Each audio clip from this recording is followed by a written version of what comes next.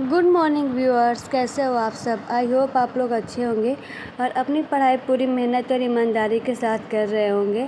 मेरा नाम अर्चना पांडे है, मैंने बीएड किया है, मेरा सीटेट क्वालिफाई है और मैं बीपीएससी टीआरई 4.0 का तैयारी कर रही हूँ, वेट भी कर रही हूँ। देखिए स्टेट और बीपीएससी टीआरई 4.0 कब तक आता है। अभी तो कोई अगस्त, कोई इलेक्शन के बाद, इलेक्शन के पहले, लेकिन देखिए क्या ही होता है। लेकिन हमें अपनी जो तैयारी है उसको नहीं रोकना है। और मैंने आरओ का पेपर भी दिया था, तो अभी री एग्ज़ाम जो उसका होने वाला है, मैं उसकी भी प्रिपरेशन कर रही हूँ साथ ही में। लेकिन जो एक देखिए हाउस वाइफ होती हैं, उनकी फ़र्स्ट प्रायोरिटी होती है पहले घर की जिम्मेदारी, उसके बाद ही आप पढ़ाई लिखाई या जो भी हो आप कर सकते हो। जैसा कि मान लीजिए आप सुबह उठे 5 बजे उठे, तो ऐसा नहीं है कि आप घर का काम छोड़ के, जो भी है चाय नाश्ता छोड़ के आप पढ़ाई करने बैठ जाओ। घर के लोगों से बोल दो कि आप बाद में करना, ऐसा नहीं है। आपको पढ़ने के लिए टाइम सुबह 3 बजे उठ के 5 बजे तक पढ़ो। 5 बजे से घर के कामों में लग जाओ।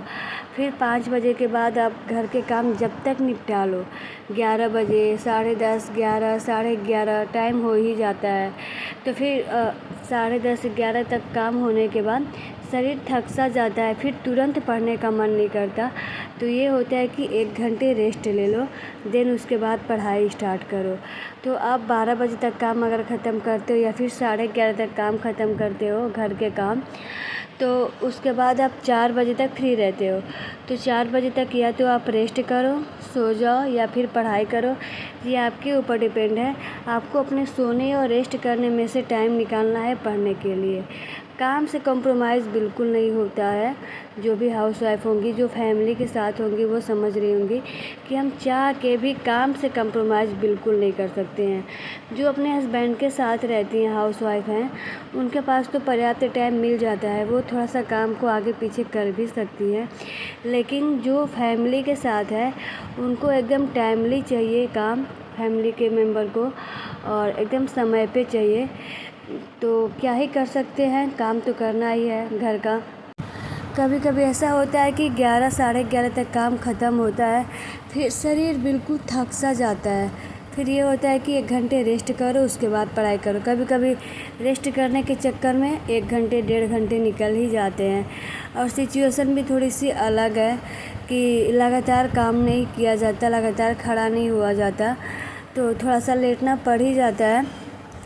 तो फिर 3-4 बजे तक अपना पढ़ाई वढ़ाई कर लो। फिर जो होता है रात को 9 बजे तक सबको खाना खिलाओ। 5 बजे से शाम को फिर कामों में लग जाओ, फिर खाना पीना बनाओ, ये वो काम लग ही जाते हैं, छोटे मोटे काम लग ही जाते हैं। फिर 9 बजे तक रात के सारे काम फाइनल होंगे, तो 9 बजे के बाद ही आप पढ़ाई करने बैठो। तो यहाँ मुझे देखिए काम करते करते बज गए थे 12 नहीं बजे थे, थोड़े से टाइम कम थे, तो मैं इधर उधर के काम करने लगी तो 12 बज गए। तो 12 बजे से मैंने करंट अफेयर्स की क्लास किया कुमार गौरव सर का, तो 1-1.5 घंटे उसमें लग गए मुझे। देन उसके बाद मैंने लुसेंट 2 घंटे कवर किया अपना। मैं डेली 2 घंटे लुसेंट पढ़ती हूँ और उसका जो मेन टॉपिक होता है मैं उसको हाईलाइट करती जाती हूँ। और जो मैं करंट अफेयर्स पढ़ती हूँ, तो उसमें भी मुझे जो लगता है कि हाँ ये इम्पोर्टेंट है, मैं उसको कॉपी में नोट डाउन कर लेती हूँ। इससे ये बेनिफिट होता है कि फिर उससे रिवीजन हो जाता है। तो सैटरडे और संडे में क्या करती हूँ, बस रिवीजन करती हूँ मैं। सैटरडे और संडे में कुछ भी नया नहीं पढ़ती हूँ, बस रिवीजन ही करती रहती हूँ मैं। तो ये 3 घंटे ही बस दोपहर में पढ़ पाती हूँ मैं, क्योंकि 12 से 3 और 3:30 हो जाते हैं। तो 3:30 के बाद 1 घंटे रेस्ट करती हूँ मैं, फिर 4:30-5 बजे से फिर घर के काम में लग जाती हूँ मैं।